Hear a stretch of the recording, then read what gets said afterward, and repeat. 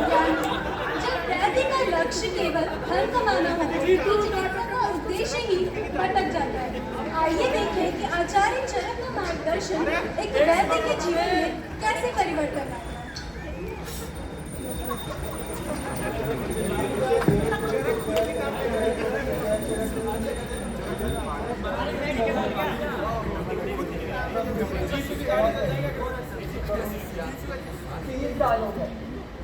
और तो हमारी 3 महीने जैसी थोड़ा वैसे भी कस्टमर खाना है पैसे भी भेजते प्रभु वो भी ना हो तो कुछ पार्सल लाइन भेज दे।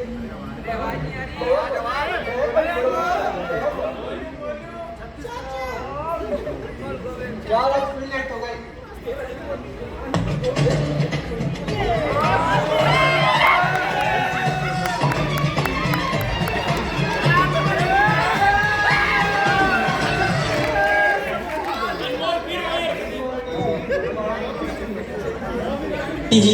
हंस दे रिंकिया के साथ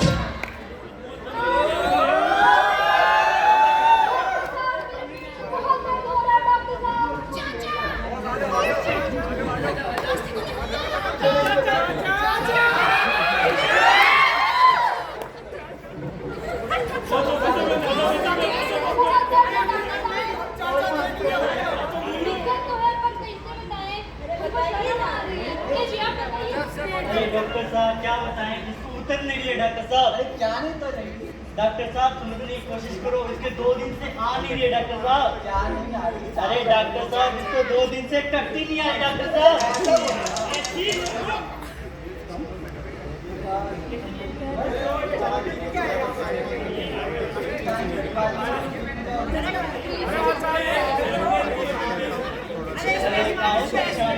हो जाओ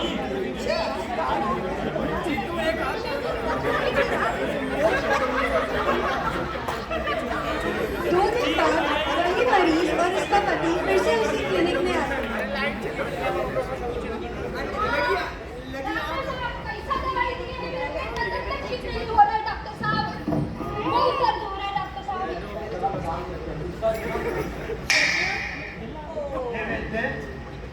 व्याधि की चिकित्सा औषध मात्र से नहीं अपितु समस्त ज्ञान से यदि उत्तम चिकित्सा करनी है तो चरक संहिता की संपूर्ण यात्रा करनी है।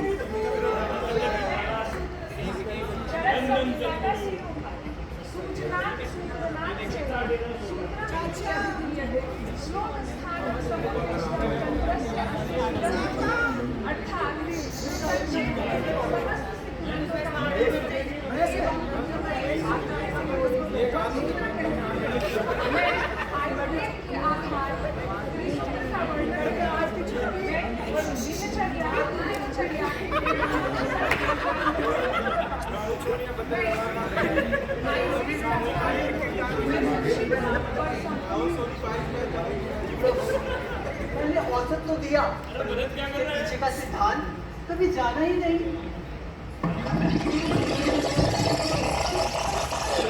इसका पर्स चेक करना।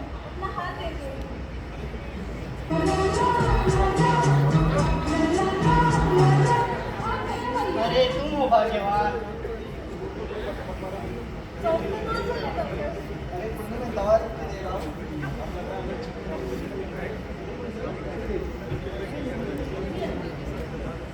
टैबलेट खाइए ना।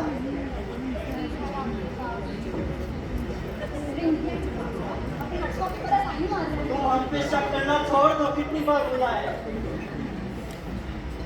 मरीज दवा तो लेकर चला गया, लेकिन खान पान और जीवन शैली में कोई बदलाव नहीं। चिप्स, बर्गर, कोल्ड ड्रिंक और वही पुरानी आदतें। फिर क्या होना था, 7 दिन बाद फिर आते हैं।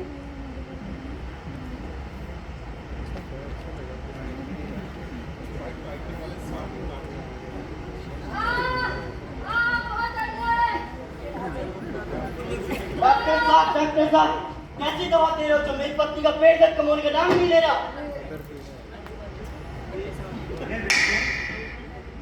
क्या तुम्हें निदान परिवर्तन का ज्ञान है? निदान परिवर्तन?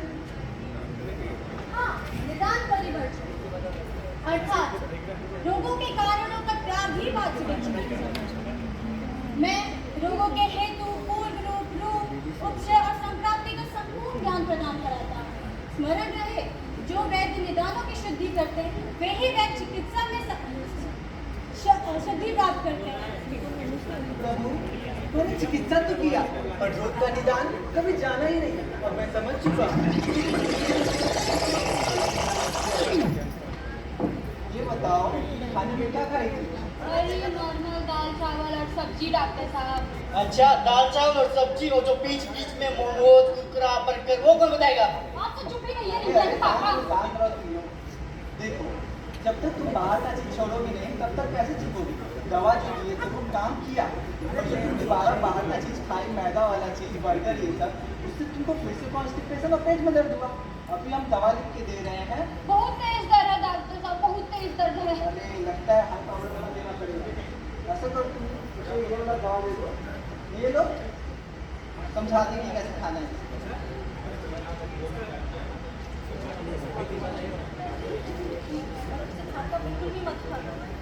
अच्छा मैडम जी, आपने बोल दिया, अब तो इसका बाहर का सब कुछ आप भी अपना ख्याल रखिएगा।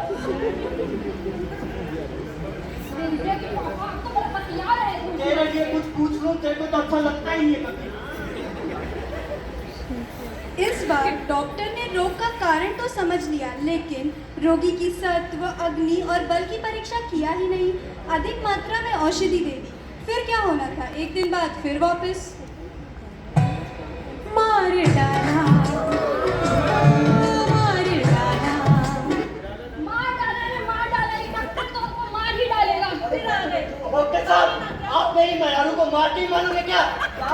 क्या हुआ? पेट दर्द तो ठीक हो गया, पर पहले टट्टी आनी नहीं थी और टट्टिया में टट्टिया कर रही है। रोगी को औषध किस मात्रा में लेनी है, इसका विचार कौन करेगा? दोष औषधि आदि की विशेषता बताने लगा, क्योंकि अगर औषधि का ज्ञान पर्याप्त नहीं है, उसके लिए उचित चिकित्सा का ज्ञान होना चाहिए। मैं गुरु तथा लघु ज्ञानियों का निषेध करता हूँ, दशमी परिच्छेद भावों का ज्ञान देता हूँ और स्मरण रहे, जहाँ विशेष ज्ञान है वही सफल चिकित्सा है। अब मैं समझा, एक ही रोग में अलग अलग रोगी को अलग अलग मात्रा क्यों देते हैं। बस अब शरीर को जाने बिना आगे नहीं बढ़ सकते। जब शरीर एवं उसकी रचनाओं का ज्ञान नहीं होगा तब तक रोग कहाँ उत्पन्न हुआ है, कैसे उत्पन्न हुआ है, अभी तो उसकी चिकित्सा कैसे करनी है, इसका ज्ञान कैसे होगा? तत्र शरीरम नाम चेतना अधिष्ठान रूपम पंच महाभूत विकार समुदायात्मकम संयोगम। मैं शारीरिक स्थान बताता हूँ कि शरीर केवल मांस, रस और अस्थि का समूह नहीं, बल्कि आत्मा, मन और पंच महाभूतों का दिव्य संगम है। शरीर की उत्पत्ति, गर्भ की उत्पत्ति, अंग प्रत्यंगों की रचना और अनेक प्रकार के कार्यों का ज्ञान मैं कराता हूँ। स्मरण रखो, शरीर को जाने बिना चिकित्सा का प्रत्येक प्रयास ही अधूरा है। प्रभु, अब मैं समझा चिकित्सा का वास्तविक सिद्धांत आधार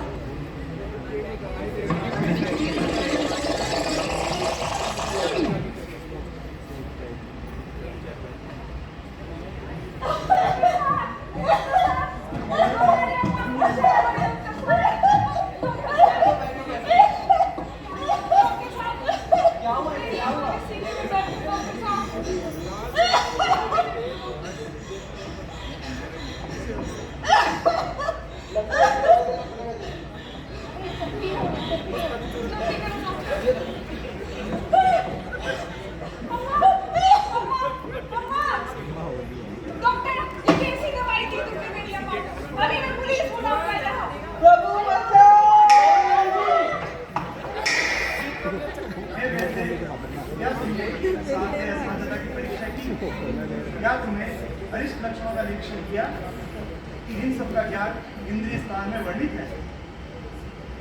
अरिष्ट लक्षणों का ज्ञाता, जीवन एवं मृत्यु के संकेतों का दृष्टा मैं इंद्रिय स्थान हूँ। चिकित्सा केवल साध्य की होती है, असाध्य की नहीं, और इसका ज्ञान तुम्हें इंद्रिय स्थान में ही प्राप्त होगा। हे वैद्य, यदि किसी रोगी में मृत्यु सूचक लक्षण प्रकट हो गए हैं तो उसकी अवस्था का यथार्थ ज्ञान करवाना ही एक वैद्य का धर्म है।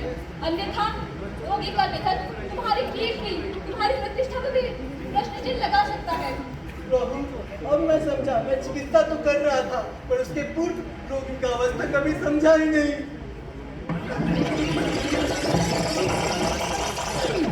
प्रभु बचाओ, मैं नहीं चाहता कि जेल में सड़ूं। प्रभु एक मौका दो अपनी गति सुधारने का। प्रभु हाँ तू क्या बचे?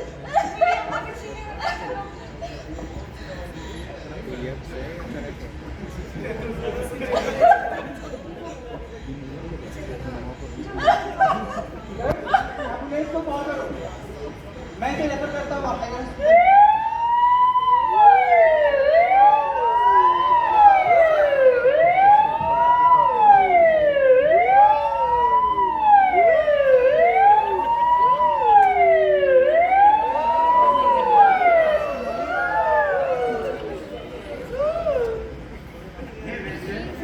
अब तुमने सिद्धांत निदान विशेष रूप शारीर एवं साध्यता का ज्ञान प्राप्त कर लिया।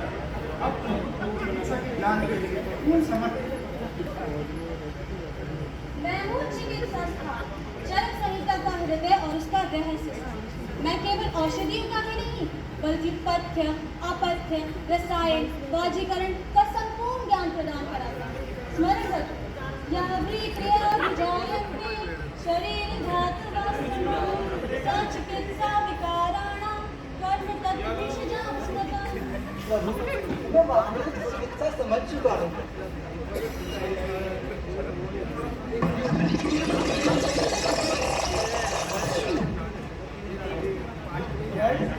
काढ़ा दे देना।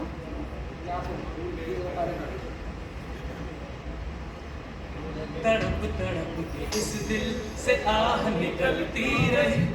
अरे डॉक्टर ये कैसा काढ़ा दिए हैं, बहुत कड़वा है। दवाई है, मिठाई थोड़ी है। हे वैद्य, रोगी को औषध किस कल्पना में देनी है, इसका विचार कौन करेगा? केवल औषधि जानना तो पर्याप्त नहीं है, उसे रोगी की आयु, अग्नि, बल और शत्रु के अनुसार उचित कल्पना देना भी आवश्यक है। जैसे अल्पशत्रु रोगी को मृत्यु और मधुर कल्पना, जबकि बलवान रोगी को उसके अनुरूप औषधि दी जाती है। इसलिए सदैव याद रखना, सही रोगी के लिए सही कल्पना ही चिकित्सा की सफलता का आधार है। अब मैं समझ गया, जितना चिकित्सा आवश्यक है उतना औषधियों का कल्पना बनाना।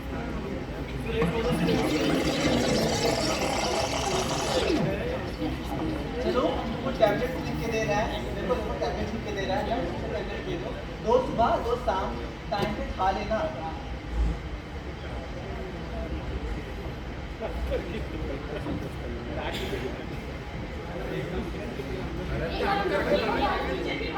हम परेशान हो गए, ऐसा सुना। मरीज घर तो चली गई, लेकिन अगले दिन सुबह की दवा खाना भूल गई। शाम को उसने एक साथ 4 गोलियां और खा ली, और फिर देखिए क्या हुआ।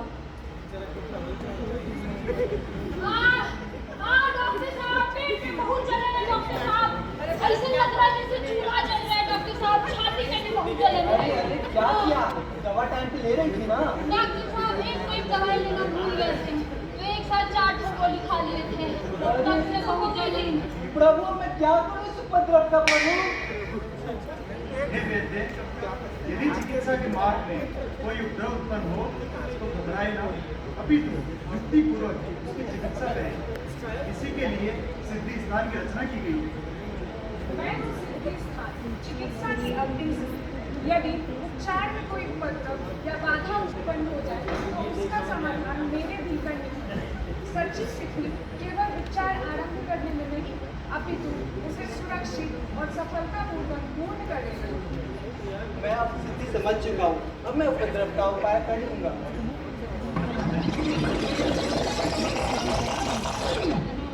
बहुत जलन है डॉक्टर साहब, बहुत ज़्यादा।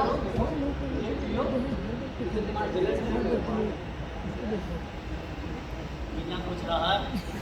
हाँ, अब थोड़ा ठीक लग रहा है। ठीक है, एक सप्ताह का दवा लिख के दे देना, वो भी टाइम पे ले लिया। देखो बाहर का रेट मत खाना, अपना भी 30 से दवा लिख दी जाती है, एक साथ दोनों टाइम का मत ले लेना, ठीक है?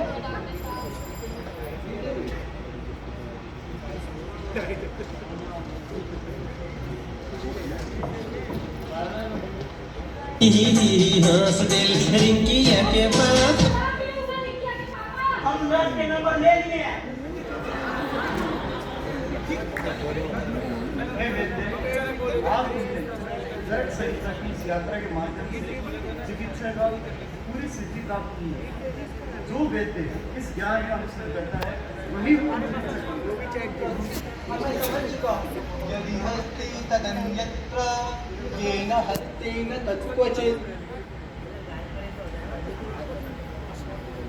आज हमने समझा कि केवल औषधियों का ज्ञान प्राप्त करना ही पर्याप्त नहीं है। सूत्र स्थान ने सिद्धांत बताए, निदान स्थान ने रोगों का परिचय कराया, विमान स्थान ने मापदंड बताए, शरीर स्थान ने जीवन के रहस्य से परिचित कराया, इंद्रिय स्थान ने अरिष्ट के लक्षण बताए, चिकित्सा स्थान ने उपचार का मार्ग दिखाया, कफ स्थान ने उचित औषधियों का प्रयोग बताया और सिद्धि स्थान ने उपद्रवों का समाधान बताया। हे आचार्य चरक, आपने न केवल हमें 8 स्थानों का ज्ञान दिया बल्कि एक योग्य वैद्य बनने की प्रेरणा दी। इसी के साथ हम अपनी प्रस्तुति को यही समाप्त करते हैं। धन्यवाद।